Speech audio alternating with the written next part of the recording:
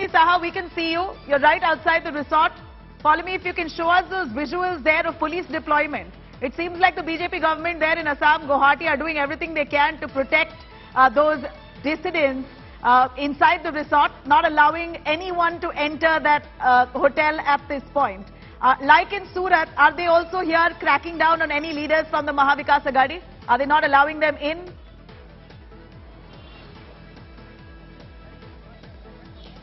Well, Nabila, the fact that they chose Guwahati was simply because of the fact that it's really far away. The distance is a huge factor in the choice of Guwahati as to where they decided to then shift these rebel MLAs. This is the hotel behind me. Ajay will show you the security deployment right now. As you can see, it's tight security over here. They are, of course, vetting the number of people who are going in, who exactly those individuals are, checking for their credentials and identity before they let them in. In fact, we did see a gentleman over here in a moment where he was, he was arguing with the hotel staff because he had a booking in this hotel for some sort of a family function or program, but that is something that stands cancelled right now because this hotel has been shut down, so he has to just accept the compensation that they have to offer, but his booking stands cancelled. So that is the situation over here. They've literally turned this hotel into a fortress. Of course, there are other guests over here who made some pre-bookings. There are, for instance, there are some airline pilots who, of course, are part of,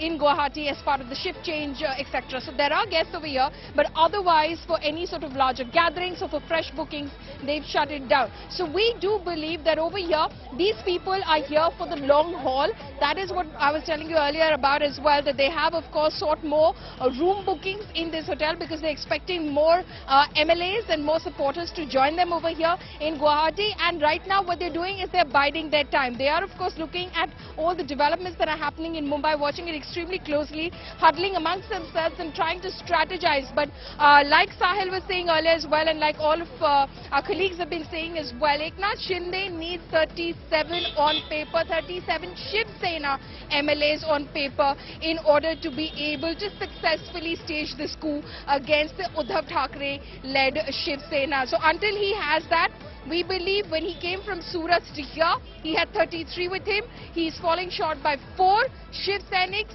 Will that happen? 2 more were expected over here. Yogesh Kadam as well as Sanjay Rathod. We do not know for a fact whether they are in fact here as well. So that is going to take some amount of strategizing before, of course, they have that number. They have that number of 37 a quick word, in Molly, order and to some understanding on whether Eknath Shinde is in talks with any of the BJP leaders. Is Eknath Shinde in communication with the BJP? We know he's not talking to Uddhav Thackeray and team. Is he talking to any of the BJP leaders at this point? Any inside information on that?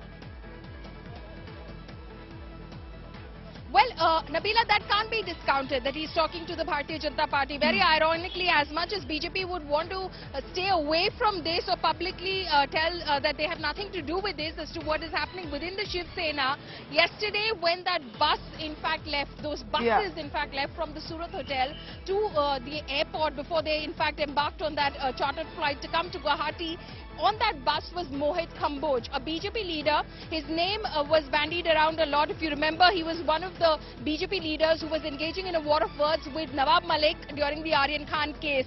There were counter accusations and accusations that were flying thick and fast between Mohit Kamboj and Nawab Malik. So Mohit Kamboj was there in that bus yesterday at 2:30 a.m. as they proceeded from the hotel in Surat towards of course, the airport. So clearly, the BJP can say as much as it wants to that it has nothing to do with what is happening within the Shiv Sena. It's their internal affair, and it is at the end of the day the Shiv Sena that's crumbling on the face of it, yes.